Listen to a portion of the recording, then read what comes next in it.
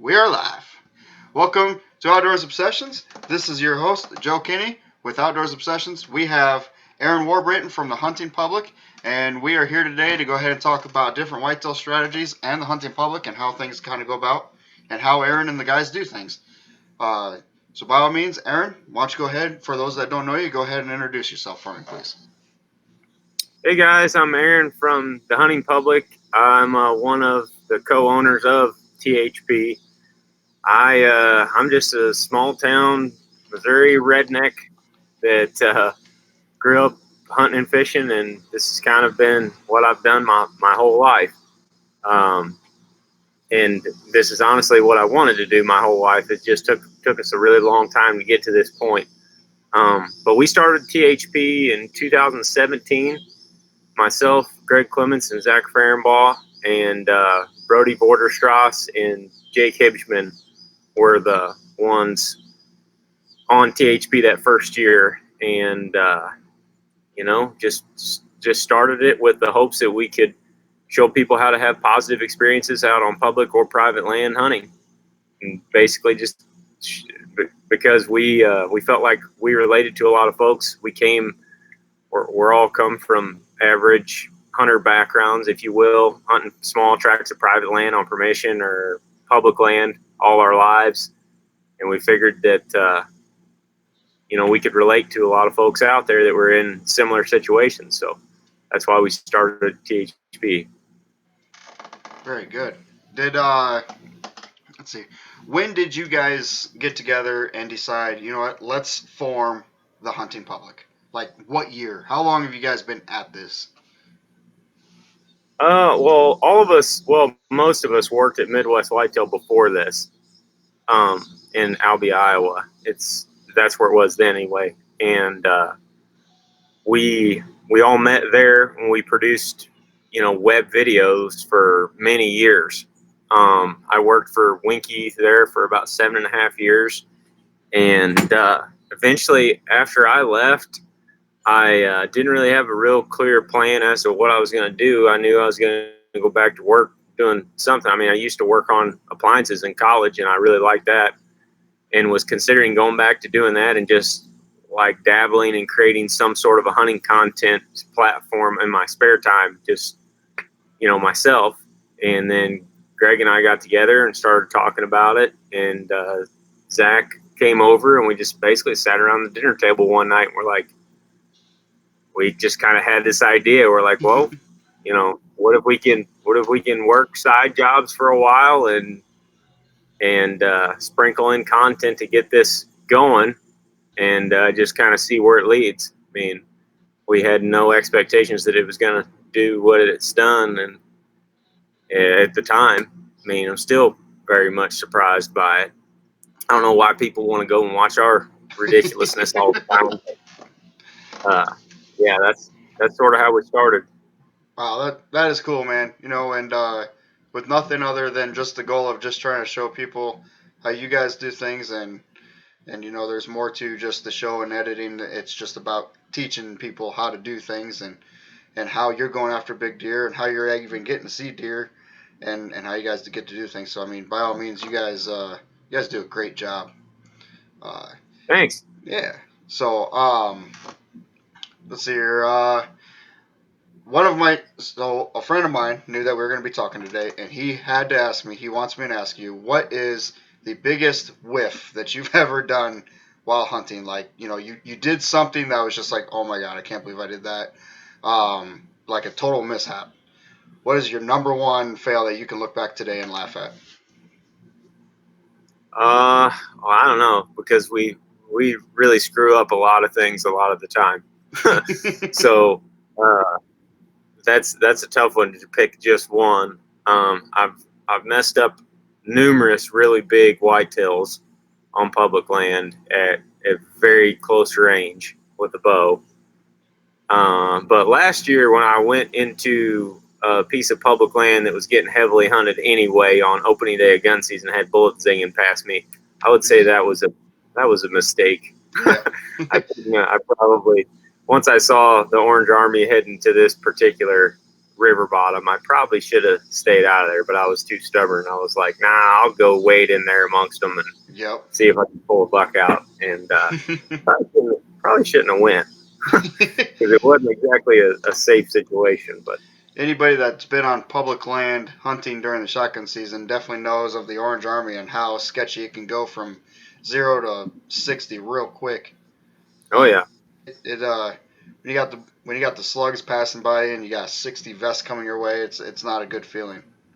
no, no, it was a pretty scary feeling actually. Yeah, very much so. Um, so let's go ahead and dive into some whitetail topics. You guys have a tremendous amount of knowledge and how to teach that. So when you're looking at when you're looking at going into a new state or into even just a new public land hunting area, and you say, hey, you know what, we're going to go look at this. What is the number one thing that you want to do, or what's the number one thing that you look for as soon as you start looking at any public property? Oh man, that's hard to nail down one thing. I'm usually looking for spots that other folks will overlook, and that it's hard to really generalize it more than that. Maybe a property that only has one access point that's fairly good sized. Uh, where you can walk a long ways without running into a road. That'll eliminate some of the crowd. But on the flip side, we find some of our best spots real close to the road as Mm-hmm. well, real close to access points. So it just finding spots where there's no human scent and finding overlooked spots where people aren't going either, like I said, either real close to the parking lots or really far in there. So for example, an area that I probably wouldn't pay a whole lot of attention to is a relatively small public area, maybe say it's 300 acres in size, just on average. And there's roads on all four sides of it. And there's multiple access points. That's not to say that there's not good hunting in there. There probably is, but it's going to be harder to find a spot in there where people can't easily get to. Sure. Um, no, very good points made there. One of my favorite episodes is whenever you guys were, you know, the road was right there in the background, and I believe it was either you or Zach, but one of you guys shot a beautiful buck right out of that tree stand. Yeah, that was me Right. and Ted. What that you and Ted? Ted's sitting right here inside right now working on the computer. Well, if Ted Yeah. wants to jump on in, tell him not to be shy. So He's he's more got than welcome. he's got his headphones on. It looks like he's pretty well into YouTube at the moment. But he was filming me that day, and that we watched that buck cross the road 100 yards from us and shot him, and that was an easy drag, one of the few. Very much so. Yeah, Um, that was a lot of fun. Looks like we got some comments going here, so I'll go ahead and read them out real quick. We got Heath Cornett grilling out and listening to the best damn web show, son. Thanks, man. Appreciate that. Says hi, Aaron. Then we got Patrick McGeever Jr. saying Bobby Andrews. What's up, guys? This is Brock. So Brock is actually on the team. Brian, call me when you're done talking, Joe. All right. Joe, don't throw your back out this time. So this is something you can laugh at, Aaron. So last week we were talking with Ranch Fairy, and I was sitting in this very chair, and all of a sudden you just hear like this, and you see my eyes go big. All I did was just kind of, I don't even want to replicate it because it just sucked so bad for the next 3 days. But I threw my back out just by twisting. It was terrible. Absolutely terrible. I had to walk all cockeyed at work, and it was bad. Really, really bad. Yeehaw. That's no fun. That was, I don't know how old you are, but I'll be 33 at the end of August, and that was a real quick, check engine light flashing move right there. I'm 33 right now. I'll be 34 next spring. So Logan Beach says, love watching the show. Turkey and deer slayers for sure. Learn every time I watch y'all. thanks, Logan. Appreciate that. We have Greg Schultz. What states are you hitting this year, Aaron? Well, a few of them we're kind of keeping under wraps for now. Like the public land challenge areas and stuff. We're not going to divulge those areas until about 2 or 3 days before we leave. But we're definitely going to some new states this fall. I'm going to be elk hunting in Wyoming for the first part of September. And while I'm there, the boys will be in North Dakota. And then we're going to archery hunt in Wisconsin, which we have not done yet. And we are looking at probably going to Tennessee, because several of us have got a bunch of deer tags down there right now because we bought the combo license last spring when we were down there. Oh, So sure. we're probably going to be hunting in Tennessee a good bit. So Tennessee and Wisconsin are 2 new states, and there will be at least 2 more new states this fall, but I can't tell you what they are yet. You guys got to wait until we get into the deer tour. I've hunted Wisconsin. Actually, that's where I shot my very first deer, was at in Wisconsin, and I would 100% without a doubt move up to Wisconsin right now if someone offered me the chance. And that's coming from a guy who's in Iowa. Right. I'm here in the Quad Cities of Iowa. And Wisconsin is just absolutely beautiful. There's nothing like hunting in Wisconsin, and that's where I got to shoot my first deer at. So I think you're going to be very impressed with Wisconsin. You said you're going on an elk hunt in Wyoming. Yep. Congratulations on. Did you draw that tag, or was that an OTC tag? Nope, I drew it. There you go. I had 7 points, I think. Oh, okay. That's a very nice elk state. The elk that you have on your wall right now, did you get that from Wyoming, or did you get that from? Nope. I shot that bull in Arizona in 2016. Wow, that's a beast of a bull, man. When you guys did your tour of like the deer stories of what's on your wall and whatnot, man, I truly enjoyed that, and like a lot of other people. But whenever I seen that elk, man, he is not too far off your floor, and he's still dang near hits your ceiling. I live in a pretty small house. I don't know how many square feet it is. Probably only around 800 square foot, maybe smaller than that. And it's just it's just your standard whatever 8-foot, 8.5-foot ceiling. Sure. So I had to have the elk mounted a certain way, like turning and at a semi-sneak, so his head was kind of down and it was tilted back a little bit, so his antlers weren't sticking straight up. That was the only way I could get him in the house. Wow. It wasn't a huge chore getting him in there, but it was a chore getting him back home from Arizona on the trailer. Oh, I bet. I can imagine so. But so it's almost kind of like. I would all day long, try to persuade you to shoot the biggest bull you can find. But it's almost like looking at that, like this is what you can shoot in smaller to fit in your house. Because that's crazy. Bulls are huge. People don't understand how far back those antlers go. Oh yeah, how far off the wall you gotta 4 be. times the size of a whitetail. Yeah. So, but man, it was absolutely freaking awesome to see that elk. Did you record that hunt by chance? Yeah, it was on Midwest Whitetail. Was it? Okay. I'll have to go back and look at it because when I did watch, well, I still watch Midwest Whitetail a lot. Jared Mills and Josh Sparks, we had them on the show not too long ago.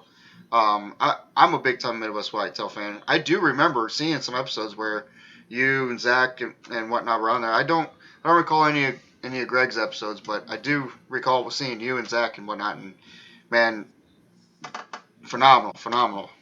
Thanks. All right, so we got Matt Kingsley, yeehaw. Brian Curtin, well, if he sounds like you'll get more hours.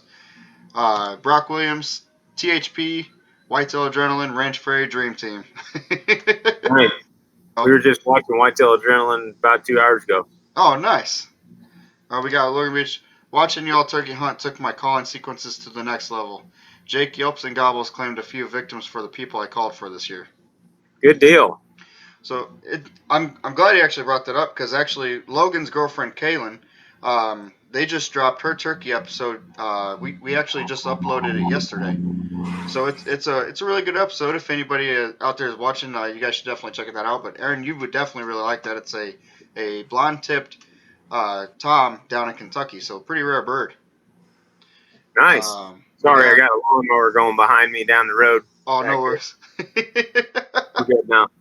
It's all good, man. And Greg says, Nebraska stalk by Zach, one of the best hunts I've ever watched. Amazing watching him crawl down the road to sneak up on that bedded buck. I would agree. That was probably the episode that said, you know what, I'm a THP fan right there because that took some skill.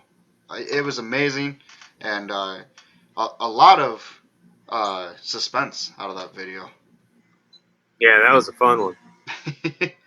We got Michael Moore. What changes do you make from early season to middle to late season? Oh, that's a good question.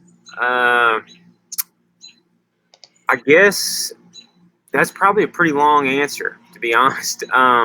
Early season, we tend to we tend to do a fair amount of observation, and seems like I was going to say we've had more success in the evenings overall early season, but that's probably not necessarily true.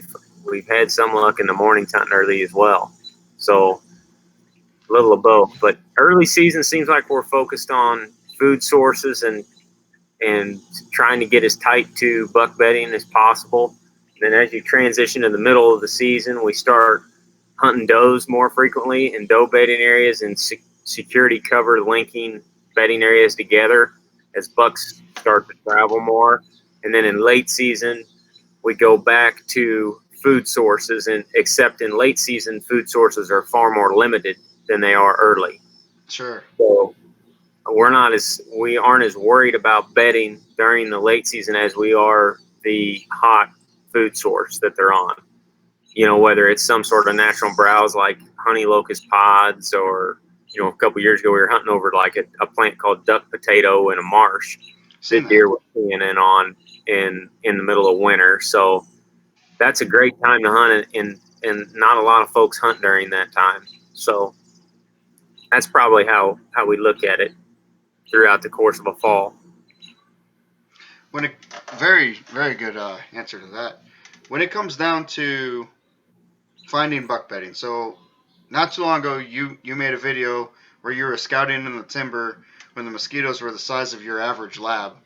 Um, they kind of still are, to be honest, but you had mentioned coming from this transition point up to this transition point, and you had found an area where you had said, this is where some bucks are going to be bedding because they could see down here, they could see down there, and all that. In your opinion, what exactly makes it a buck bed for the new guy that's just starting? What makes it a buck bed? How can you tell it's more likely to be a buck bed as opposed to being a doe bed? Oh, there's a number of things. Really, it's hard to know for sure if it's a buck bed per se. It it could be. I mean, it could just be bedding in general Sure. that bucks and does both use during different times of the year. The thing that tips you off to it being a buck bed is bucks will often rub in the edge of the bed, or they'll rub inside of the bedding area itself. Like you'll start finding rubs in places where there's not really a deer trail in the middle of all that thick stuff. Mm-hmm. And that usually means that there's a buck within that bedding area right there that's making those rubs. Gotcha. The size of the beds can tell you a little bit, but overall, it's more about like the setup in which the bed is in. Like if you find a bed that is located in a spot that if you reverse engineered it in your head, if it's a spot that's going to be really really difficult for you to get to on various wind directions, that's a good chance that a buck is using that, because bucks will bed almost like solitary a lot of times, so they're relying on their senses, especially their sense of smell, to survive. Whereas does, and this is not, this is, I guess there's definitely exceptions to this, is what I'm trying to say. Sure. Does will often bed in family groups, you know, in a circle or in a pod out there, and they'll use their eyes and each other to survive. Right. Bucks may live in a bachelor group, but they don't necessarily rely on one another to survive. They're a solitary animal. Like they're just looking out for number one most of the time. Therefore, whenever you find a deer bed that is set up perfectly for a wind coming directly over the cover behind it, and the deer can see everything out in front of it, that's it. And especially if you start finding some old rubs in and around the bed, it's very possible that that's a buck bed. Sure. That's So a bedding area that a buck will use. But I mean, I've hunted great buck bedding areas and watched tons of bucks stand up out of the same beds over and over, and then hunted it one night and just saw 2 mature does stand up out of them. Sure. So it's not to say that only bucks are going to use it. But there is certain spots, a few hundred yards from that particular spot I'm mentioning right now is a ridge top where there's always does bedded and maybe little bucks, but I've never seen a big buck bedded up there because it's not a great spot for surviving like that. Sure. Would you say that more than likely you're going to find bedding, we can even just call it bedding in general, on top of the ridge as opposed to say, okay, we're at the top of the ridge and we got some bedding down in here or on either side of the hilltop? Because obviously they want to put themselves in the best spot to where if they do see or sense some sort of danger, they got to get out of there fast. So would you agree that most of the time your bedding is going to be on top of the ridge? No, Your not best bedding? necessarily. It just depends on where the best available cover is and where the hunting pressure could be coming from. Sure. So, for example, if you have a food plot on top of a ridge with a stand or a blind on it with some thick cover around it, there's a good chance if you spend any time in and around that food plot that a big buck is not going to bed right next to it on the top of that ridge. Sure. However, if you go off the top of the ridge and down into the creek bottom where it gets a little bit thicker, and if nobody ever goes down in there, there's a good chance they're going to be down there. And they can find advantages in lots of those places wherever they're at. But that's what I've seen. I mean, a lot of times in really hilly terrain, they'll bed on the upper 1/3 of the hill, just below the top, where they can stand up and they can take a few steps and they can look across the top of the ridge. But then, if they saw danger coming or smelled danger from the top, they could just bound over the side and they'd be completely out of sight.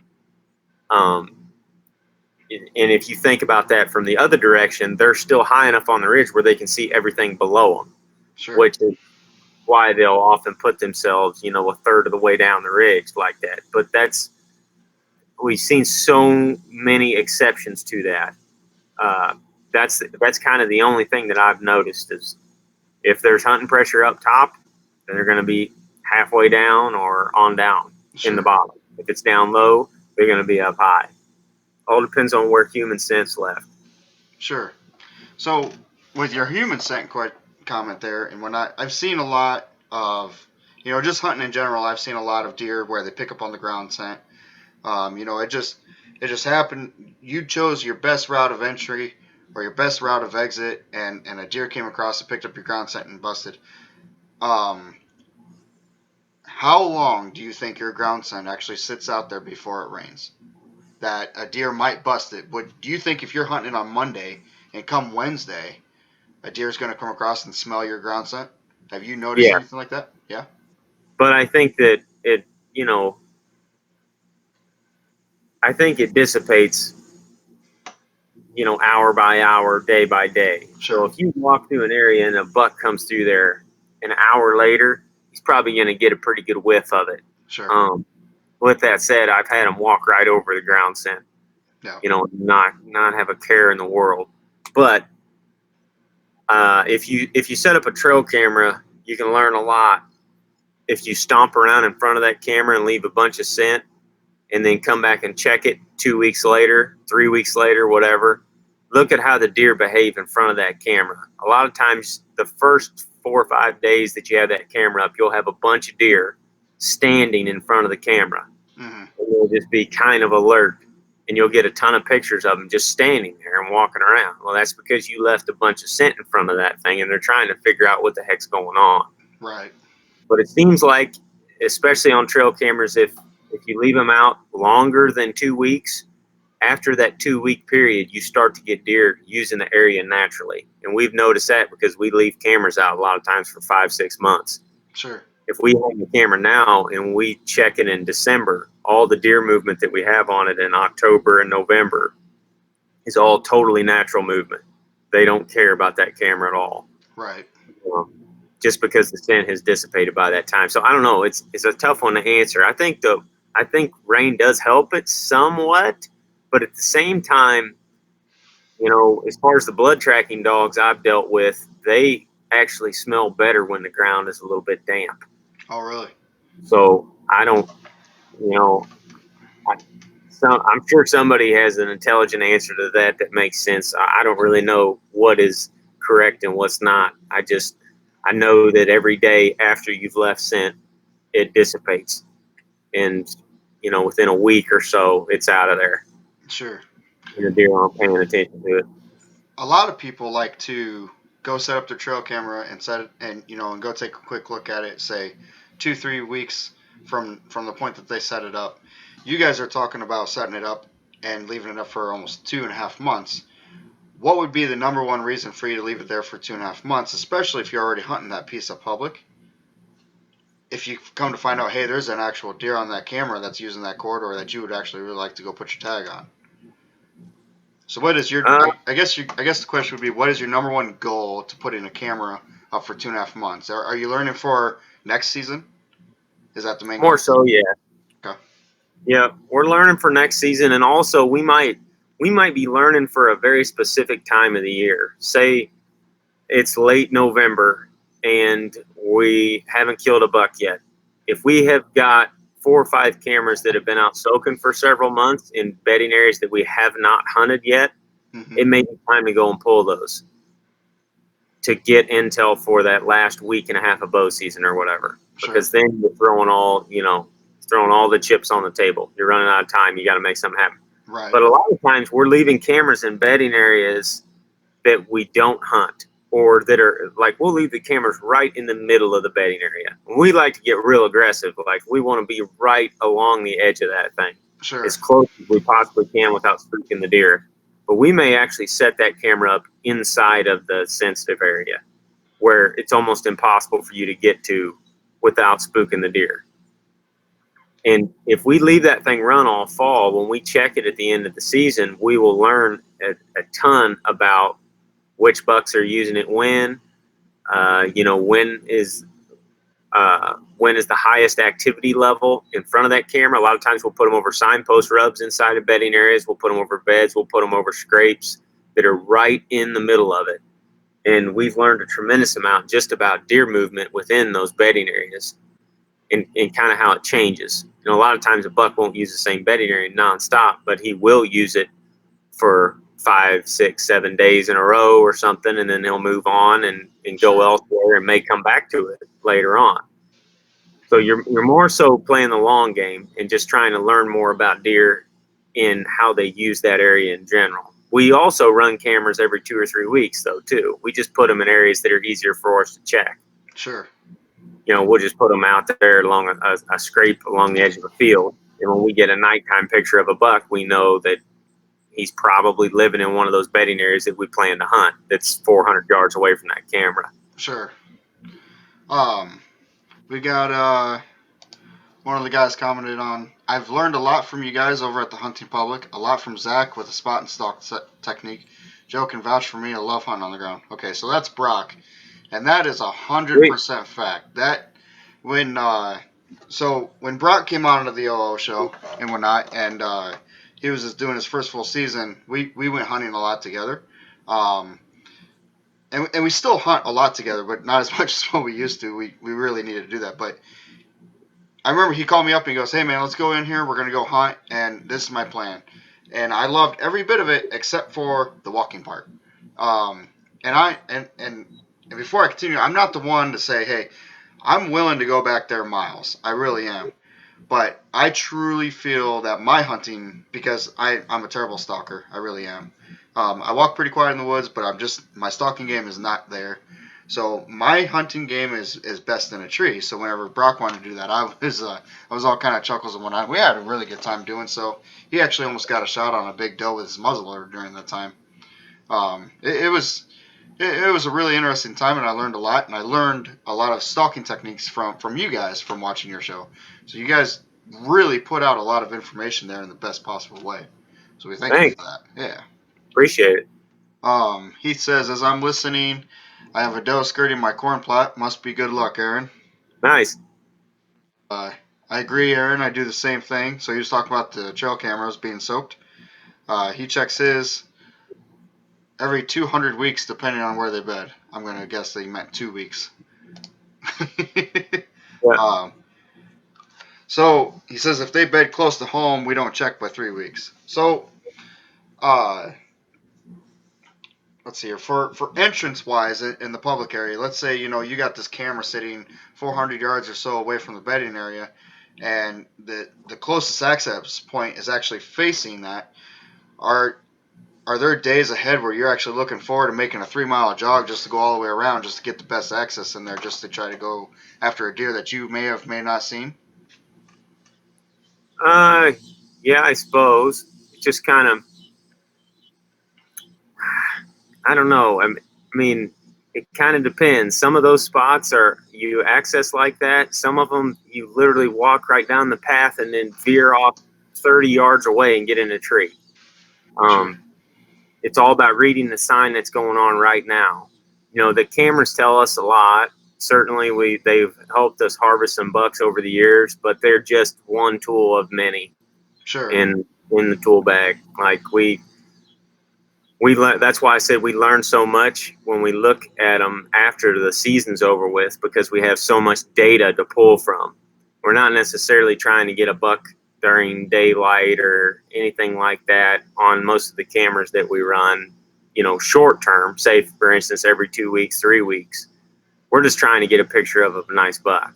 Sure. As soon as we get one, it doesn't matter to me if it's, obviously we look at the time, but if it's in the middle of the night, Right. I know he's not bedding anywhere close to that camera, or Sure. at least there's a good chance he's not, especially if I've got multiple pictures of him in the middle of the night. Like he's probably bedding at least 300-400 yards away from that thing. Sure. So I'm not too worried about accessing past that camera. I mean, we'll leave all sorts of scent in front of those. A lot of times we put those in areas like you mentioned, like on an access path or a field edge or something where people are already leaving a bunch of scent anyway. Mm-hmm. So the deer don't mind it as much. They don't react as negatively to it out there because they're there after dark when they have become accustomed to not being shot at. So Right. they, we they can live when it's dark. tolerate it. Um, you know, you talk a lot about cameras, and we do too. Cameras are a big useful tool, but the number one problem with cameras or any kind of equipment on public land is it's unfortunate, but there's a lot of theft that goes out there. Oh yeah. So what do you guys do that you have found that works the best, or I guess there's no 100%. This will make it to where you never lose a camera. But what is your best tactic to hang in a camera to where it doesn't get stolen?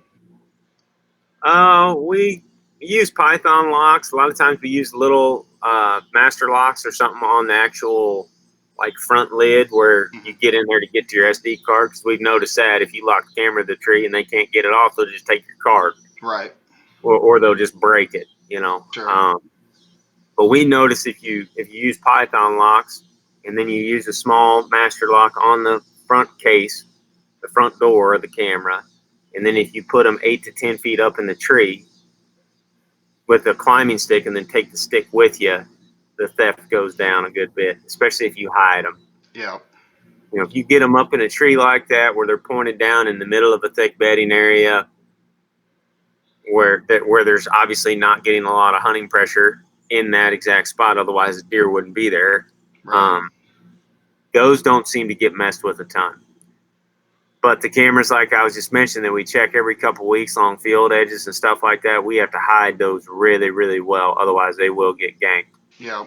That's highly I haven't unfortunate, had but very many of them get stolen, though, where we had a good Python lock, a front door lock, and then we set it 8 to 10 feet up in the tree sure. and took the sticks. Those, we haven't had very many of those stolen. The ones that are stolen are usually the ones where we get out there and we're like getting lazy and running out of daylight or whatever. And we're like, we got to put it right here over this scrape in this super obvious spot. And Right. then we leave them for a month and come back and they're gone. Oh, and you gotta love that too. There's nothing more aggravating than coming up to see your property stolen. Yeah, Um, it's and what do you do? when you have it like 8 to 10 feet up in the air, I mean, like you said, your most common person that's coming in is just looking straight. They're not looking up. They're not looking Yeah, all around and whatnot. So, that's right. how many people have you actually seen that seen your camera and just did a quick wave, eight to Oh, a ten lot. feet up? A lot. I would say the majority of them. You don't see the people that are stealing them because they have it. Right. You know. But So, you do but get a lot of people that come up by and they actually see your camera 8 feet up or 8 to 10 feet up, and they just do a quick wave, or you just see them walking on by. most of the time, not on the elevated ones. Most of the time, they don't see it. Oh, really? Yeah, but on the low ones, that are 3 feet off the ground, we'll have folks wave. We had a couple shoot us deer on some public land last year, and they packed it out right in front of our camera, and Oh, like nice. posed in front of the camera with this small doe over their shoulders as they were packing it out of the woods. It was pretty cool. That's cool.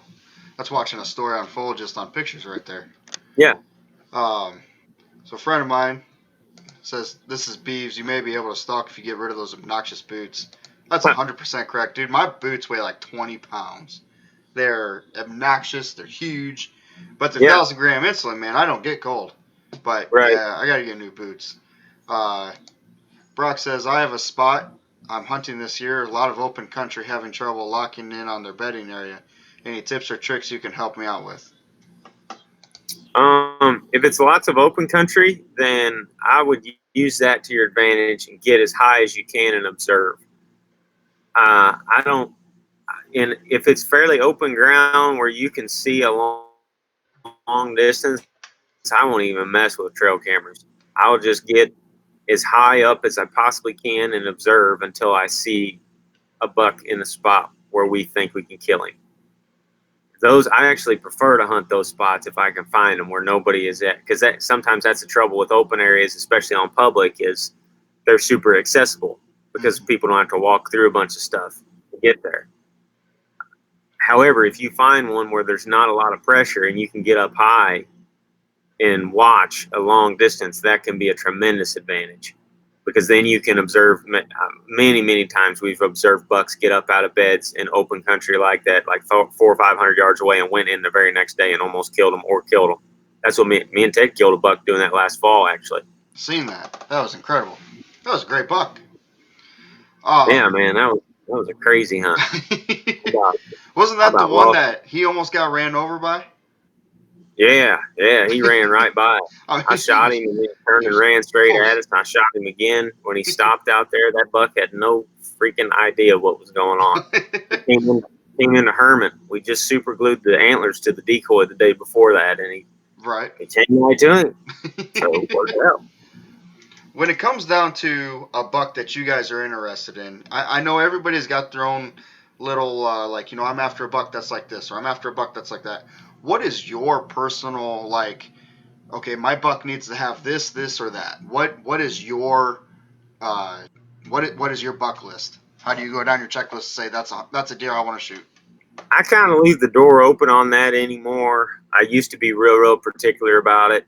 Um, I just go into it anymore more times than not, like, just if the deer gets me excited when he shows up, then I'm gonna shoot him, There you go. and I'm just satisfied with whatever outcome it is as far as how big the thing is. Yeah. That buck that we were just talking about that came into the decoy last year.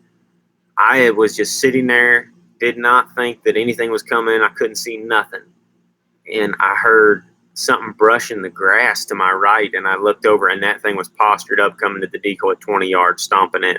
Mm-hmm. So immediately I just lost it. I was like, Ted, grab your camera. He's right here.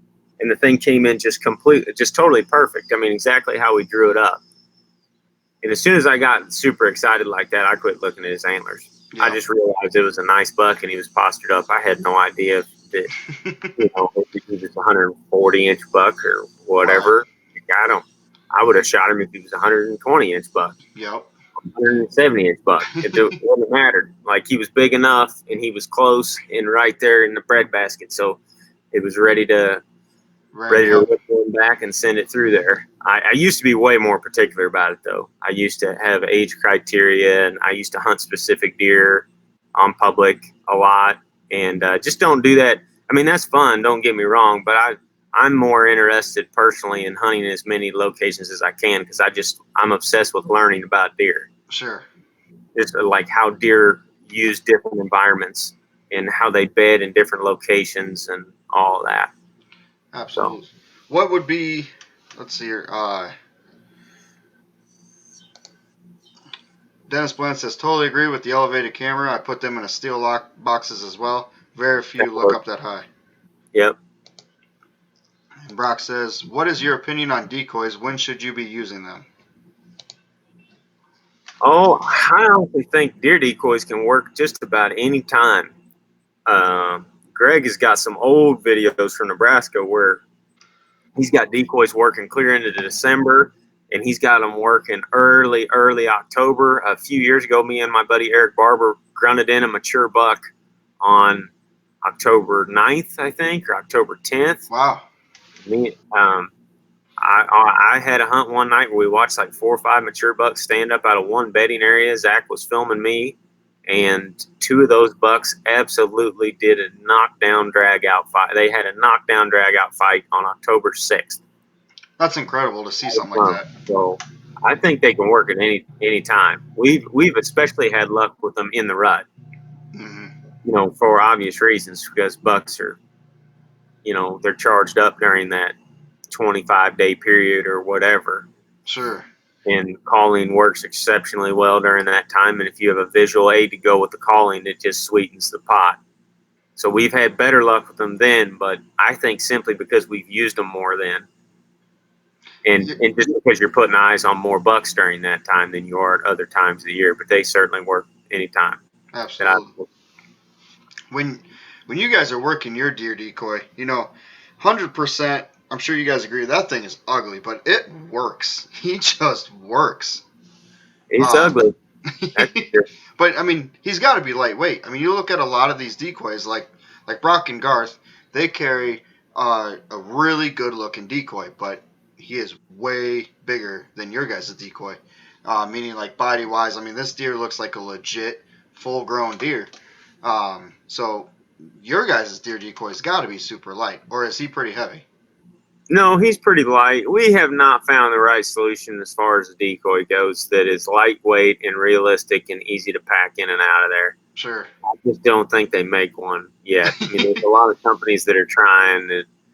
I don't know. I mean, the one that we have does okay, and he's certainly more portable than those that you mentioned, but Yeah. he still is kind of loud sometimes and a pain in the rear to pack real far, especially if you got to go through a bunch of woods.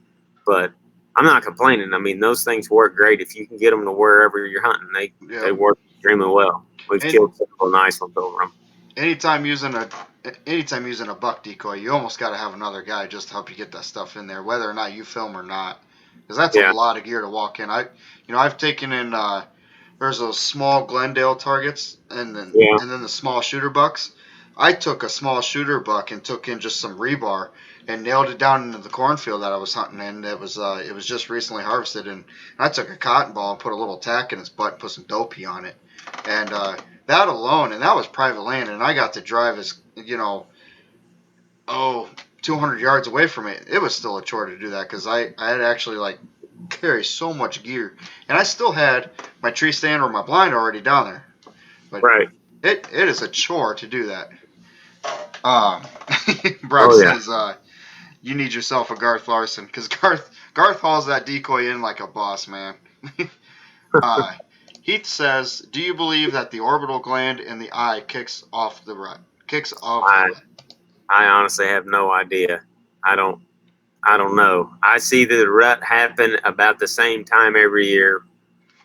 That it, in my opinion, we usually are hunting every day, from October 15th through Thanksgiving, and we've had the craziest action in the rut in super hot days with the moon is awful or gobs of bucks, and then Yeah, went out on literally perfect weather days and not seen a thing. So I don't really know. As far as the orbital gland question, it, it's possible that it has some impact, but I'm not sure what it would be. I don't sure. have the information. What would you say has up to this day? Because you have put some boots on the ground in a lot of states, a lot of different counties. What would you say is your favorite state to hunt whitetail in? Oh man, that's a tough one. Iowa and Missouri, more than likely. Because Missouri probably, because that's where I grew up hunting. Sure. That's Uh, probably my favorite, and that's usually my answer for whitetails or turkey, just for that fact, because that's where I grew up hunting. I've never hunted in Missouri before. But you know, I do make plans to go down there. But you also did a lot of pig hunting down there too, didn't you? Where's that? In Missouri, you did a lot I of pig didn't hunting do down any there. pig. I didn't do any pig hunting in Missouri. We pig hunted in Texas with a range fairy last month. Oh, sure. How'd that But go? oh, it went awesome. I mean, we've seen the videos and whatnot. Well, we've seen whatever videos you guys were able to put out and whatnot. But you know, there's always you can only capture so much because there's just no way you can have a battery on 24 hours a day and capture everything and make it into an episode where people are going to watch the entire thing. Even though I think you guys, I truly think you guys can make a movie and everybody, and there's a lot of people that would actually watch the full hour or whatever. But um, to have a hunt with that guy is freaking nuts. Yeah, He's he crazy. is. He's, You know, he's a good egg. I talking like with Troy a lot. talking with Troy was just absolutely amazing. But hunting with that guy, man, I can just. You guys probably didn't have a single dull moment. No, there's no dull moments with him. He's 110% all the time. Sure. I don't know if the man sleeps, but yeah, he's a good egg. We had a lot of fun down there. Sure. I'm hoping he'll come on some deer hunts with us this fall. That's what it sounded like. He was kind of saying something like that. So Yeah, hopefully he does, and hopefully gets in some good deer action. yeah, that'd Uh, be great. Hunting with you guys, that'll definitely, you know, it sweetens the deal pretty good right there. Should be able to get him into something. I hope so. You know, I mean, it's hunting, not killing, but you know, yeah, that'd be pretty sweet. Um, need to not take in the whole store when you go in. That's 100%. Is there, you know, as and I kind of want to ask you a question off that because that comment's actually pretty good. As you hunt throughout the season, do you find that your backpack gets heavier or lighter, or is it about the same as you go in every time? It gets lighter. Start out the year with all these things that I think I need, and about a week or two in, is ends up just being the bow. A lot of times, Sure. it's just the nature of it. Yep. We try to pack as little as we possibly can when we go out there. There you go. But whenever you, especially whenever you have two guys, you can, you know, you can be like, well, hey, I'll take this if you take that. And you guys can It's kind of, you tricky know, because it'll bait you into thinking, well, I got two backpacks, so I can bring all this extra crap with me. But hmm not a then good idea. you guys get up in a tree, and before you know it, you've got hangers all over the place that you've got to strap onto the trees. You got two bows, and you got three cameras, and you're spending an hour and 45 minutes every time just to set up. Yep. And me personally, I've had several opportunities lost on big bucks because we were setting up. Yep. Whereas if I would have just got there and been hunting immediately, I would have got those deer, Right. or Um, got a chance at those deer. I think that was, who knows what would happen. you guys do a lot of like a lot of doe passing, which I understand 100%. If I'm buying a tag, I'm going for a buck as well. But has there ever been a time where you've been in a state and it's just not working, and you're like, you know what, I'm gonna fill this tag on the first doe that walks by? Has there been a time where you've done that? Oh yeah, I was going to do that in Mississippi last year, and they got to 35 yards, and those deer are small and real flighty down there, so I wasn't about to shoot one over 25. Um, I was just waiting for them to come in closer, and they just didn't do it. Sure. So Uh, yeah, definitely. there's been times where I've sat there and like, you know, man, first doe that walks in here is getting whacked. Yep. Oh uh, yeah. let's see here. We're the same way. Brock says, in my opinion, I've had the most luck on public land early season before the rut. He says less is more, so he's Yeah, talking about we that as well. definitely have had a lot of luck during it. And then our friend Beef says, do you think you fidget more hanging in the saddle as compared to sitting in the stand? It's a good question.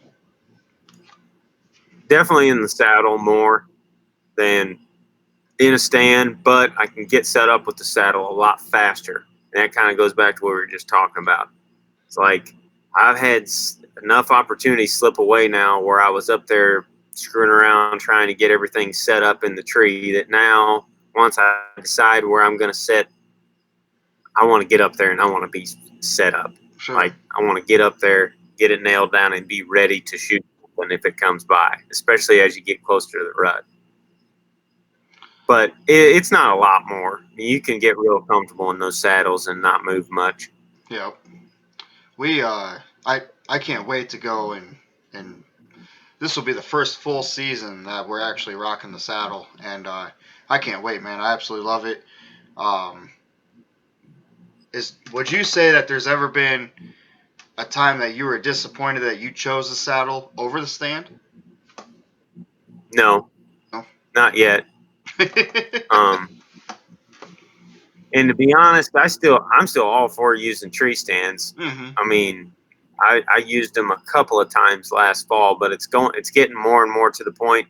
The guys at Tethered, when they came to us a few years ago, they're like, they flat out told me they're like, we want you guys to use the saddles, but we also want you to keep using your tree stands. And they Greg and Ernie both told me and Zach, they're like, we bet you in 2 or 3 years you won't hardly pack that tree stand anymore. Oh, really? Yep. And they're like, just give it an honest shake. Just use the saddle, use the stand, use them both, get the best equipment of both worlds, and see how you end up. And I'm moving more towards that saddle all the time, just because we like to hunt on the ground a lot, and a lot of our hunting is based on adapting to that current situation on that particular day, which means that we may not hunt the same tree. We may move 20 yards one direction or the other of where we initially intended to set up. And that saddle is just quicker. It's just faster and more efficient.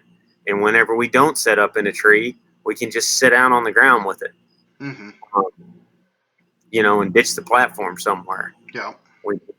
And it's more, I don't know, you could do the same thing if you had a tree stand and a safety harness, I suppose, but it just seems like the saddle is less bulk, less stuff in general to pack in, and it's just faster and more efficient.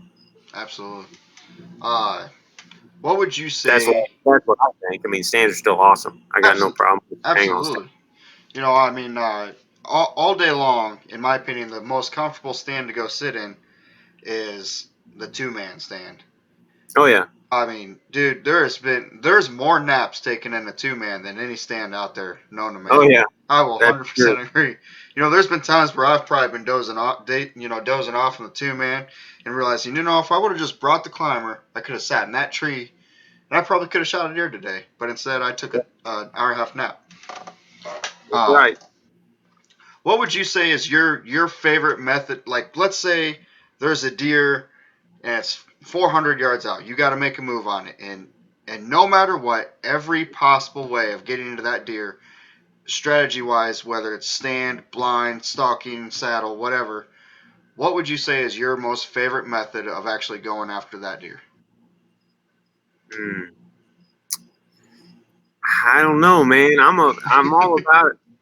Like Zach would definitely say spotting and stalking. Like Sure. That's what he would want to do. I want to kill the deer. Right. I don't care how I do it. I mean, I'll sit 30 feet up in a tree if I need to get up that high to get out of the wind currents that are blowing down in the valley below me. I will get on the ground and dig a hole if I need to, if I feel like I need to. I'll set up in a layout blind and try to shoot one. I mean, or I'll spot and stalk one. It all depends on that situation that day and what I feel like is going to work best.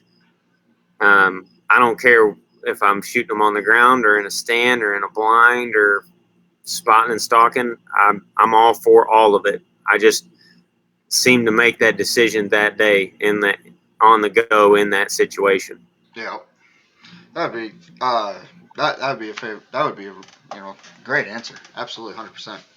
I like being able to creep in on deer though, as in like that's the way I've had the most success in places is you go into an area and you sit once, maybe a little more conservative in an observation stand or something like that, where you can see what's going on. You can learn more about what's going on at that particular time. And I seem to have the most success on like the second to third hunt into that area. Sure. It's like you go in, you observe what's going on, you see some sign, you scout, you hunt, and then on the next hunt, you make some changes and you Yep. go in even tighter. Absolutely.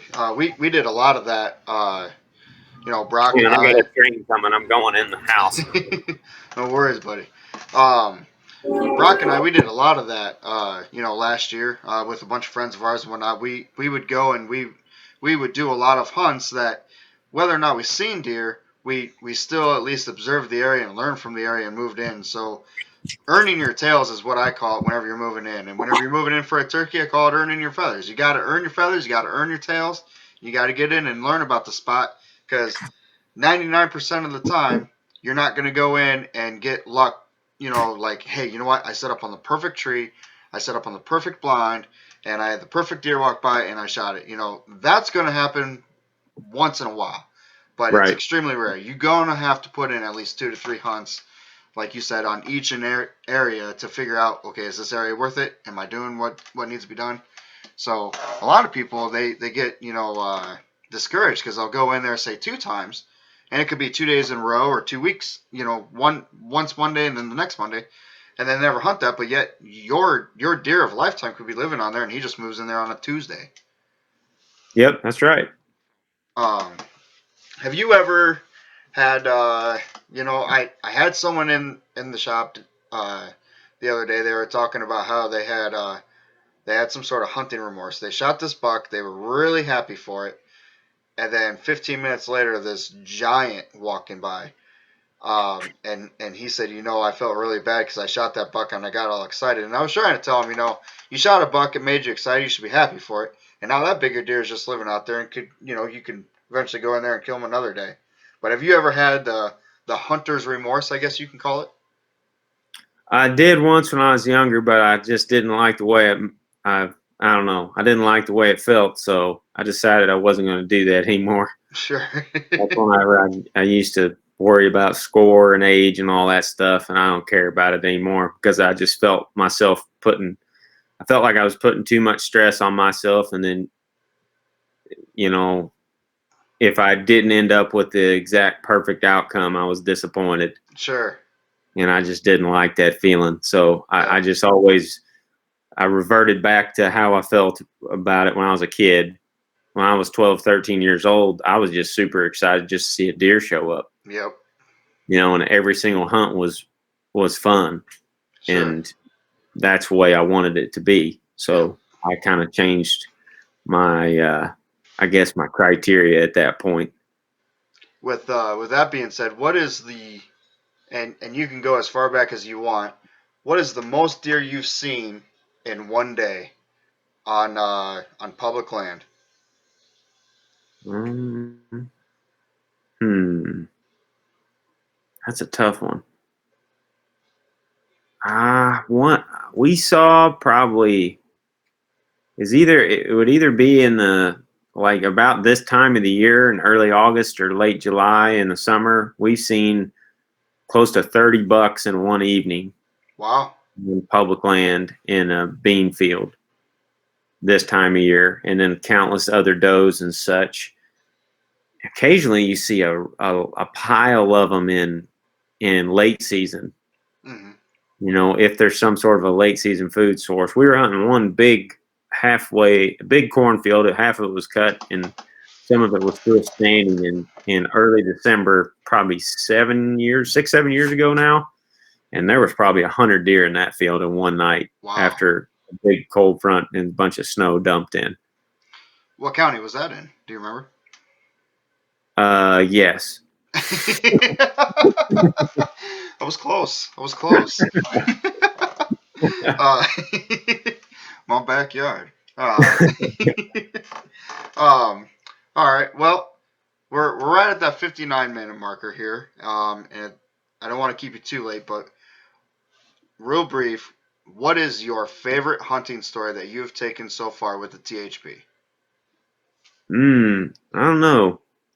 That one where Ted's Missouri buck, where we had to go in there and find him in the middle of the night on the other side of the fence, then had to get permission to go and get the deer. That was that one was pretty fun. That was pretty crazy. Getting to hunt with my dad a few times on the farm and turkey season has been really fun for me. I like that a lot as well. And Zach's buck in 2017 that he shot off the ground with the ghillie suit on was pretty cool because he shot it, and that was like we had been really struggling that year. We Mm-hmm. years before that we had cleaned house on public land. We killed a bunch of mature bucks for like 5-6 years every year, just like clockwork. Yep. And that year, for whatever reason, they just kicked our butts. And he shot that thing in the middle of the rut. I had numerous opportunities blown that year. I was at full draw on a just enormous deer that I had actually been hunting for several years at the time, and I needed another foot on the trail to get a shot at him, and he smelled me at the last second and blew out of there. So, Oh man. needless to say, it was a tough year. So when he killed that buck in 17, we were all pretty pumped, and we all went on the track job, and that was a fun night. Sure. Well, that's amazing. Um, let's see here. Swinging around. Da, da, da. Tell the guys what's up. Thanks for putting up great videos. Thanks, Brock. So, to all of our fans and friends out there, thank you for watching today's show. If you guys haven't already, make sure you get on over to the Hunting Public's YouTube, click subscribe, go on over to their Facebook, click like, follow them on Instagram. These guys load up a bunch of stuff. It's not just all on YouTube. They load up a bunch of stuff, and you guys can learn more. Aaron, it was definitely an honor to have you on the show, and I highly appreciate it. I learned a lot from you, and I hope everybody else did too. And I look forward to doing this again, maybe sometime in the future during hunting season or not. I mean, I know we're going to be absolutely slammed. Someone was talking about us. Are you going to continue doing talking times during the hunting season? Well, that's going to be possible when it's like dark outside because this guy and everybody else is going to be on the hunting grounds. So, That's right. but I want to thank everybody for joining us on this segment of Talking Tines with myself and Aaron. And you guys all have a great night. And Aaron, if you got anything else left to say, please fire away, bud. Sounds good, Joe. You covered it all, man. Really appreciate it. Yeah, absolutely, man. No worries. He says, thanks for watching the best damn web show. So, Thanks, Heath. alrighty, guys. Have a good one, guys. You too.